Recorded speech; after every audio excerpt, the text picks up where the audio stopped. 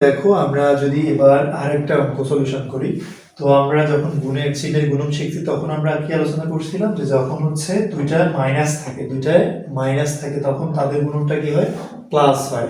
আমরা আগে বলছি যে সমজাতীয় অর্থাৎ একই জাতীয় চিহ্নের গুণ করলে সবসময় কি হয়, প্লাস হয়।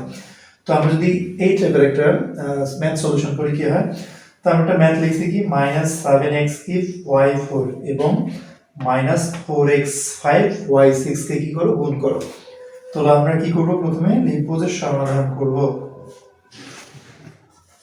তাহলে আমরা লিখে ফেলি -7x কিউব y4 আর কি মাঝখানে যেহেতু গুণ করতেছে আমরা গুণ চিহ্ন দেব, -4x5y6।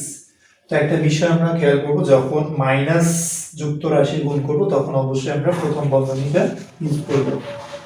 ঠিক আছে, মাইনাস যুক্ত রাশি যখন আমরা গুণ করব অবশ্যই কি করব, প্রথম বন্ধনীটা ইউজ করব। তো এরপরে কি করতে হয়, এরপরে হচ্ছে যে প্রথম যে কাজ আমাদের প্রথমে চিহ্নের গুণন করতে হবে। তাহলে আমরা উপরে লিখছি যে মাইনাস আর মাইনাস যখন গুণ করবে তখন কি হবে, প্লাস হবে। তাহলে এই যে মাইনাস আর এই মাইনাস যদি আমরা গুণ করি কি হবে, প্লাস হবে। তাহলে প্লাস হবে, ঠিক আছে। এরপরে কি প্রথম বন্ধনীগুলো উঠে যায়, প্রথম বন্ধনীগুলো উঠে যায় কি হবে, যে সংখ্যা যেগুলো আছে এই সংখ্যাগুলো আগের মতো গুণ করতে হবে। তাহলে আমরা গুণ করব কি 7 গুণন কত 4। তাহলে সংখ্যাগুলো এখানে নিলাম, এরপরে কি মাঝখানে গুণন চিহ্ন দিব।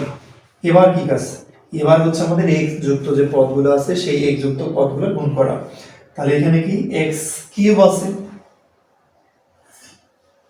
তারপর কি গুণ চিহ্ন। এবার এই যে দ্বিতীয় অর্থাৎ গুণকে x যুক্ত পদ কি আছে, x5 আছে। তাহলে আমরা x5 লিখি, x যুক্ত পদের কাজ শেষ, গুণন। এবার কি y যুক্ত পদ, তাহলে y যুক্ত পদ এখানে কত আছে, 4 আছে, এই যে y4 গুণন এখানে কি আছে y6, তাহলে y6 লিখে ফেলি আমরা। এবার কি করব, আর আমরা একটা বিষয় মনে রাখবো যে সংখ্যার সামনে কোনো চিহ্ন না থাকা মানে হচ্ছে প্লাস। তাহলে এই প্লাস চিহ্নটা লেখার দরকার নাই, এটা এমনিতেই আমরা নরমালি বুঝবো যেখানে প্লাস আছে। তো এবার কি করবে, সংখ্যা দুটো গুণ করবো। 7 আর 4 যদি আমরা পরস্পরের মধ্যে গুণ করি কত হয়, 4 7 28।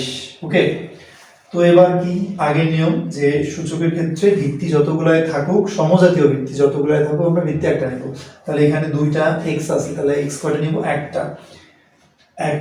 এরপরে কি যে সূচকগুলো যোগ করতে হয়, তাহলে যোগ যদি করি 5 আর 3 কত হয়, 5 3 8, তাহলে x টু দি পাওয়ার 8। এবার কি আমরা y কয়টা নিব, y নিব একটা। তাহলে এবার কি করব, y এর যে সূচক সেগুলো যোগ করে দেব। তাহলে 4 আর 6 যোগ করলে কত, 10।